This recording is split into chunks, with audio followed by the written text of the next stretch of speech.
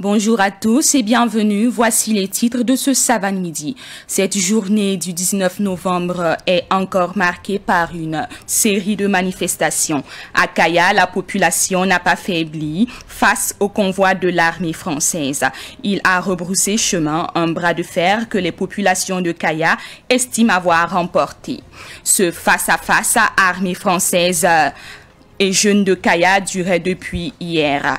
Avant Kaya, le même convoi militaire français avait été arrêté à Bobo-Dioulasso et à Ouagadougou, bloqué par des jeunes en colère contre la présence de l'armée française au Sahel.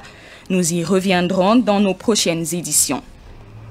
Le réseau national de lutte anticorruption, le RENLAC, en partenariat avec l'autorité supérieure de contrôle d'État et de lutte contre la corruption, l'ASELC, interpelle les pouvoirs exécutifs, législatifs et judiciaires sur l'état de la corruption au Burkina Faso. C'est hier qu'ils leur ont fait des recommandations. Plus de détails dans ce journal.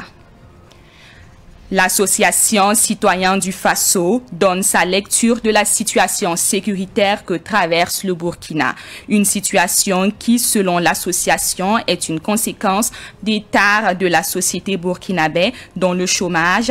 Dans ce journal, vous en saurez plus. Une fois de plus, bonjour. Le convoi de l'armée française a eu du fil à retordre à l'entrée de Kaya. Il a dû faire demi-tour sous la pression des populations déterminées à ne pas le laisser passer. Rappelons que des jeunes se sont mobilisés pour faire bloc, empêchant les militaires français en provenance de la Côte d'Ivoire de passer. Le convoi a finalement rebroussé chemin. Il retourne à Ouagadougou.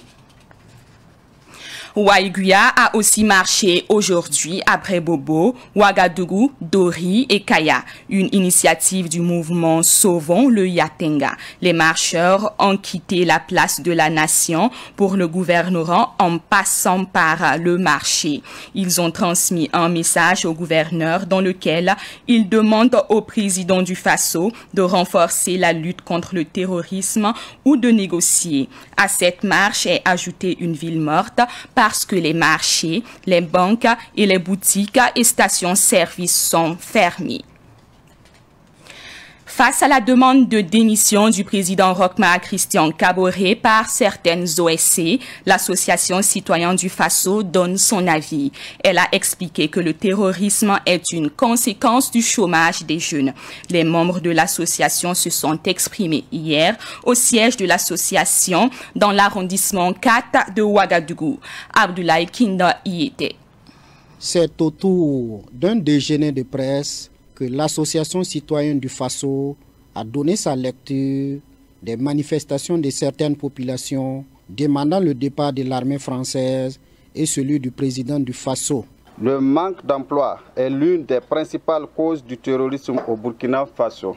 Les Burkinabés ne doivent pas se tromper de cible et demander le départ du président Roch-Marc Christian Kaboré, car nous serons toujours dans un perpétuel recommencement. Nous devrons être très vigilants pour ne pas se tromper, pour ne pas se faire manipuler plutôt par une classe politique toujours avide du pouvoir. Nous devrons sensibiliser plutôt les citoyennes et citoyens à un sursaut patriotique et à s'impliquer dans la lutte contre le terrorisme. L'Association citoyenne du Faso interpelle par ailleurs l'État sur l'une de ses missions régaliennes qui est de sécuriser tous les Burkinabés. Elle souhaite aussi que des décisions soient prises au niveau de la hiérarchie militaire afin de venir à bout du terrorisme. Motiver les forces de défense et de sécurité qui sont au front, mais également les doter de matériel militaire conséquent. La guerre contre le terrorisme ne gagnera pas que par les armes, mais il faut plutôt s'attaquer aux causes profondes. Il faut des aérodromes dans toutes les zones touchées par le terrorisme. Alléger la lourdeur administrative, impliquer les leaders coutumiers et religieux afin de trouver des solutions endogènes, engager toute la population, en particulier les jeunes, dans la lutte et nouer des partenariats avec qui de besoin afin de soulager définitivement le Burkina Faso de l'insécurité. L'Association citoyenne du Faso organise son assemblée générale statutaire ce dimanche 28 novembre 2021 au Palais des Sports de Ouaga 2000 où elle déclinera son plan d'action de l'année 2022-2023. L'Assemblée nationale a décidé d'interpeller le gouvernement à travers des questions orales avec débat pour faire toute la lumière sur les circonstances de l'attaque du détachement de la gendarmerie d'Inata le 14 novembre dernier, dont le bilan officiel fait état de 53 morts. Ce débat à l'hémicycle est fixé pour le 23 novembre de cette année à 16 h. Précisons que cette démarche du Parlement concerne son rôle de contrôle de l'action gouvernementale et fait référence à l'article 113 de la Constitution qui stipule que le gouvernement est tenu de fournir à l'Assemblée nationale toute explication qui lui sont demandées sur sa gestion et sur ses actes. Nous poursuivons l'actualité avec le procès Thomas Sankara et ses 12 compagnons. Hier, 3 témoins étaient à la barre. Il s'agit de Domba Jean-Pierre Palma, Étienne Traoré et Arsène Boyen-Sangye. À tour de rôle, ils ont témoigné et chacun a donné sa version des faits. Stéphane Sanou nous fait le point. Arsène Boyen-Sangye, cité comme témoin, était membre du CNR. Il a avoué pendant son témoignage qu'il n'a pas été surpris des événements du 15 octobre. Si quelqu'un qui était membre du CNR et dit qu'il n'a pas vu ça venir, il y a problème, a-t-il indiqué. Le 15 octobre 87 l'a trouvé au camp Guillaume Ouedraogo et c'est à la radio qu'il a appris qu'il s'agissait d'un coup d'État. Il a affirmé que c'est le lendemain 16 octobre qu'il a rencontré Blaise Compaoré au conseil de l'entente pour comprendre ce qui s'était passé. Et Blaise Compaoré lui a fait comprendre que c'est une arrestation qui a mal tourné. Arsène Boyen-Sangye a déclaré pendant son témoignage qu'il a regretté amèrement comment les choses se sont passées le 15 octobre. On aurait pu régler autrement les contradictions, a-t-il lâché, avant d'ajouter « Chacun de nous avait tenté d'arrondir les angles entre Thomas Sankara et Blaise Compaoré. J'ai rencontré plusieurs fois Thomas Sankara et Blaise Compaoré, mais chacun d'eux me rassurait qu'il n'y avait pas de problème entre eux, a-t-il soutenu. Le témoignage de Arsène Boyen-Sangye se poursuivra le lundi prochain à la reprise de l'audience. Mais avant Arsène Boyen-Sangye, Domba Jean-Marc Palme et Étienne Traoré, tous des témoins aussi, étaient successivement à la barre. Le témoignage de Domba Jean-Marc Palme n'aura pas duré. Ministre des Relations extérieures après le 15 octobre, sous le Front populaire, Domba Jean-Marc Palme a réagi à un commentaire de Boukari Kaboré, dit le Lion, qui l'accusait d'être à l'origine des tracts à Bobo Dioulasso. C'est faux, Boukari Kaboré est un piteux menteur. Il a inventé cette histoire de toutes pièces. Boukari Kaboré est un esprit faible, un esprit mental d'un enfant d'1 an, s'est-il défendu. Concernant les événements du 15 octobre, il a signifié qu'il était à Bobo, à son domicile. Domba Jean-Marc Palme a raconté que c'est grâce à l'alerte de ses collègues qu'il a capté la radio pour s'informer. On a écouté la radio et c'est là que nous avons appris ce qui s'est passé, a-t-il martelé. À la suite de Jean-Marc Palme, c'était au tour du professeur Étienne Traoré de passer à la barre pour livrer son témoignage. L'assassinat de Sankara m'a trouvé à une station d'essence et j'ai rallié un domicile d'un grand frère pour dormir jusqu'au matin. C'est par ces déclarations qu'il a commencé son témoignage. Responsable syndical au moment des faits, Étienne Traoré a affirmé devant le tribunal qu'il a cru à la thèse de l'accident déclaré par Blaise Compaoré et c'est sur insistance de ce dernier qu'il a rallié le mouvement du Front populaire. Mais après l'assassinat de Jean-Baptiste Lengani et de Henri Zongo, il va se séparer de Blaise Compaoré parce qu'il s'est rendu compte que le coup d'État d'octobre n'était pas un accident, mais prémédité. En réalité, l'assassinat de Thomas était prémédité. J'ai compris en fait que Chantal, l'épouse de Blaise, était en mission, celle de diviser Thomas et Blaise, a regretté Étienne Traoré. Il poursuit en disant qu'elle était envoyée par le président ivoirien d'alors, Félix Houphouët-Boigny, qui voulait éliminer Sankara. En entendant des confrontations, retenons que son témoignage a pris fin, y compris celui de Domba Jean-Marc Palme. La corruption prend de l'ampleur au Burkina Faso, un constat fait par le mémorandum de l'autorité supérieure de contrôle d'État et de lutte contre la corruption, l'ASELC. Le mémorandum contient des recommandations qui ont été remises hier matin aux 3 pouvoirs exécutifs, législatifs et judiciaires. L'objectif est de trouver un remède à la corruption au sein des services publics au Burkina Faso. Daouda Yameogo dans ce reportage. Ce mémorandum a révélé que comparativement à 2016, il a eu une baisse des indicateurs de la bonne gouvernance au Burkina Faso. Le secteur foncier, le secteur minier, la fiscalité, les marchés publics et les recrutements sont entre autres les domaines indexés par l'étude. Pour le secrétaire exécutif du Réseau national de lutte anticorruption RELAC, Sarado Nakanabo, le Burkina Faso a baissé la garde en matière de lutte contre la corruption. La mise en œuvre du PNDS sur la période 2015-2020 aurait dû permettre au Burkina Faso d'améliorer son score dans l'indice de perception de la corruption de l'ONG Transparency International. Il était attendu que la note du Burkina Faso passe de 38 sur 100 en 2015 à 60 sur 100 en 2020. Toutefois, l'évolution de notre situation sur la période concernée montre que le pays a connu plutôt un recul. Selon Sarado Nakanabo, ce mémorandum interpelle les pouvoirs exécutifs, législatifs et judiciaires sur la nécessité de redoubler d'efforts dans la lutte contre la corruption, car elle peut endiguer le terrorisme.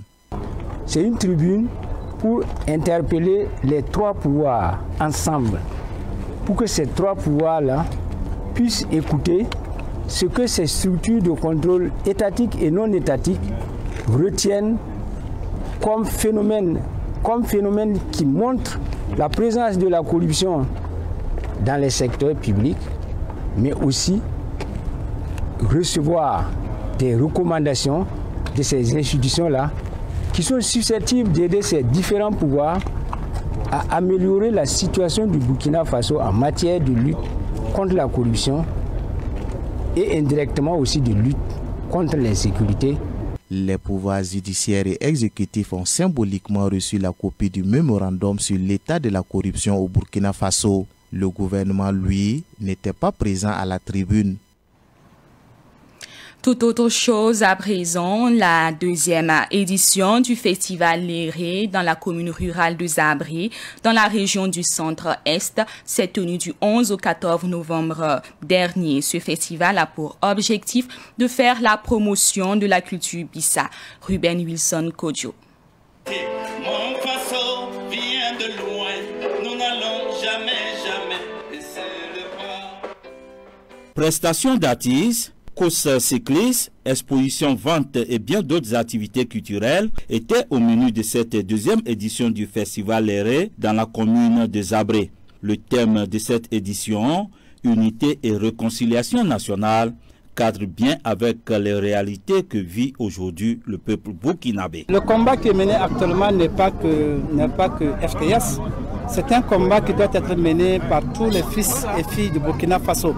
Et où que tu sois, quoi que tu fasses, je pense bien que tu peux apporter ta modeste contribution afin que nous puissions prendre le dessus de ces forces du mal qui sont sans foi ni loi. Un événement culturel qui ne laisse pas indifférent le directeur régional de la culture du Centre-Est. Le festival Léré est pour nous encore une occasion pour la culture de se faire connaître, pour la culture de se magnifier, pour la culture de résoudre les problèmes sociaux pour nous. Cette édition du festival était surtout marquée par la prestation à live d'artistes burkinabés à l'image de Amiti Meria, Mariam Bissongo, Awa Boussim et Ismo Vitalo. À cela s'ajoutent les prestations de troupes traditionnelles de la commune de Zabré et Tenado. Le maire de la commune de Zabré a contribué à la réussite de l'événement. Nous, en tant que commune de Zabré, nous avons pris des dispositions, j'allais dire sur le plan logistique, pour mettre à sa disposition ce que nous pouvions et également aussi apporter une contribution financière. Et également par notre présence constante et aux différentes activités, voilà, pour montrer que nous sommes de cœur avec lui. Ce festival est une tribune de promotion de l'agroalimentaire et de la culture Bissa. C'est dans ce sens que le secrétaire général du ministère des Sports et des Loisirs, fils de la commune, n'a pas hésité à associer son image à ce festival. C'était un devoir pour nous d'accompagner ce festival. Non seulement Le festival intervient dans un contexte particulièrement difficile pour nos populations.